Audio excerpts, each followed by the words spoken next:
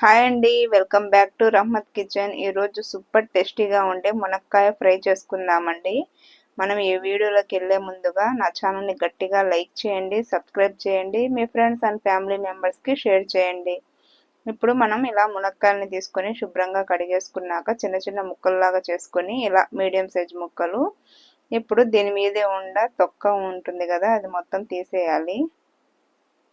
మునక్కాయల పైన ఉండే తొక్క మొత్తం తీసుకొని ఇలాగా ఇప్పుడు ఒక గిన్నెలో కొద్దిగా వాటర్ వేసి మునక్కాయలు మునిగే వరకు వాటర్ వేసుకోవాలి. అందులో సాల్ట్ వేసుకొని ఈ మునక్కాయలు మొత్తం వాటర్లో వేసి కొద్దిసేపు ఉడికించుకోవాలి. మనకు మరీ ఎక్కువ ఉడకకూడదండి, ఈ మునక్కాయలు మొత్తం చెదిరిపోతాయి. అలా కాకుండా కొంచెం ఇవి మెత్తబడేలాగా మనము ఉడికించుకుంటే సరిపోతుంది. ఇప్పుడు చూడండి, ఇలా అయితే సరిపోతుంది. ఇప్పుడు మనం ఒక ప్యాన్ పెట్టుకొని ఇందులో శనగపిండి వేసుకోవాలి. నేను 3 స్పూన్లు వేస్తున్నాను. ఇప్పుడు మనం దీన్ని ఫ్రై చేసుకోవాలి. మనకు ఎక్కువ కావాల్సిన పదార్థాలు కూడా ఏమి ఉండవండి, తక్కువ పదార్థాలతోనే మనం చాలా టేస్టీగా వీటిని రెడీ చేసుకోవచ్చు. ఇప్పుడు ఇందులో కొద్దిగా నూనె వేసుకొని ఆవాలు వేసి ఆవాలు చిటపటలాడిన తర్వాత మనము ఉడికించుకున్న మునక్కాయలు ఉన్నాయి కదా, మొత్తం ఇందులో వేసేసుకోవాలి. ఆ వాటర్ వేస్ట్ చేయాల్సిన అవసరం లేదండి, మనం చపాతీ పిండి కలపడానికి మనకు ఆ వాటర్ యూజ్ అవుతుంది. సో ఇప్పుడు ఇలా మనం కొద్దిసేపు నూనెలో ఫ్రై చేసుకోవాలి.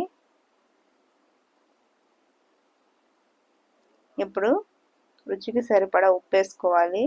మనం ఉప్పు కొంచెం చూసి వేసుకోవాలండి, ఎందుకంటే మనము ఉడకబెట్టేటప్పుడు కూడా ఉప్పు వేసాం కదా. ఇప్పుడు కారం, పసుపు, ధనియాల పొడి, అలాగే కొద్దిగా చాట్ మసాలా కానీ ఆమ్చూర్ పౌడర్ కానీ వేసుకుంటే బాగుంటుంది. ఇప్పుడు దీన్ని మనం ఇలా చక్కగా మొత్తం మసాలా పట్టేలాగా కలుపుకోవాలి. ఇవి చాలా టేస్టీగా ఉంటాయండి. మనకు ఎప్పుడన్నా రసంలోకి కానీ పప్పుచారులోకి కానీ మనము వాటిలో వేసి కలిపి వండకుండా ఇలా విడిగా ఫ్రై చేసుకుంటే చాలా టేస్టీగా ఉంటాయి. సో ఇప్పుడు మనకు కొంచెం ఈ మసాలా అంతా పట్టేలాగా ఉడికించుకుంటూ ఇప్పుడు మనం ఫ్రై చేసి పెట్టుకున్నాం కదా శనగపిండి, దాన్ని కొద్ది కొద్దిగా వేస్తూ ఇలా కలుపుకోవాలి. ఆ పిండి మొత్తం వేసేసి మనం ఇలా చక్కగా కలుపుకోవాలి.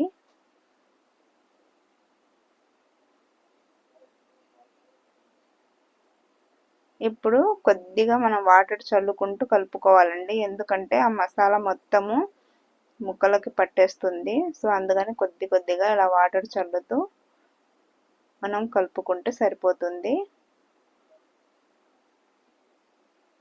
ఇప్పుడు చూడండి, మనకు మసాలా అంతా పట్టేసింది కదా,